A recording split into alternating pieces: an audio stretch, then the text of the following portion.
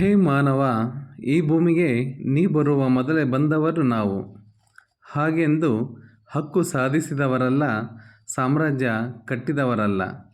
ಕಾರಣ ನಾವು ಮೂಕರು.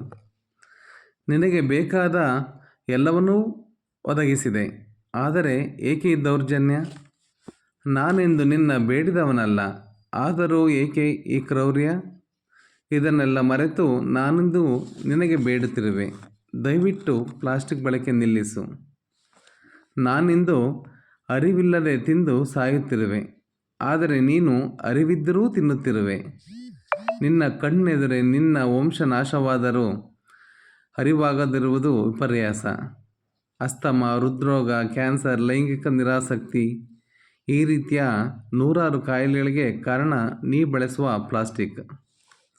ನನ್ನ ಮಾಂಸ, ರಕ್ತ, ಹಾಲು, ಮೊಸರು, ಬೆಣ್ಣೆ, ತುಪ್ಪ, ಸಗಣಿ ಎಲ್ಲವೂ ಪ್ಲಾಸ್ಟಿಕ್ಮಯ. ಕಾರಣ ನಿನ್ನ ಆಸೆ ಮತ್ತು ಅಸಡ್ಡೆತನ. ಆದರೂ ನಾ ಬದುಕುತ್ತೇನೆ, ಕಾರಣ ನಾ ಮೊದಲಿಗ ಈ ಭೂಮಿಗೆ. ಯೋಚಿಸು, ಆಲೋಚಿಸು, ಪ್ಲಾಸ್ಟಿಕ್ ಮುಕ್ತನಾಗು. ದಯವಿಟ್ಟು ನಮ್ಮ ನೋವನ್ನು ಅರ್ಥ ಮಾಡಿಕೊ.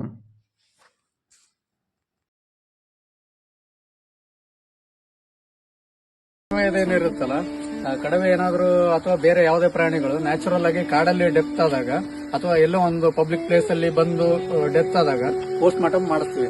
ಅವಾಗ ಪೋಸ್ಟ್ ಮಾರ್ಟಮ್ ಮಾಡುವಾಗ ಎಷ್ಟು ಶಾಕಿಂಗ್ ಆಗಿರುತ್ತಂದ್ರೆ ಒಂದು 60-70% ಅದರಲ್ಲಿ ಇದು ಪ್ಲಾಸ್ಟಿಕ್ ಇರುತ್ತೆ.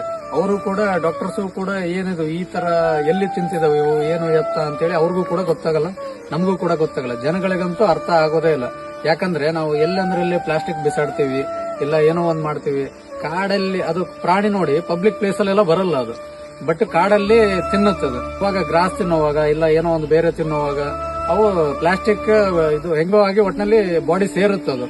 ಸೊ ಹಂಗಾಗಿ ಈಗ ಎಷ್ಟೇ ಎಜುಕೇಟೆಡ್ ಇದ್ರೂ ಕೂಡ ಜನಗಳು ಏನ್ ಮಾಡ್ಬೇಕಂದ್ರೆ ಅಟ್ಲೀಸ್ಟ್ ನೀವು ತಂದಂತ ಪ್ಲಾಸ್ಟಿಕ್ ವೆಹಿಕಲ್ ಅಲ್ಲೇ ಬಂದಿರ್ತಾರೆ ಆಲ್ಮೋಸ್ಟ್ ಎಲ್ಲರೂ.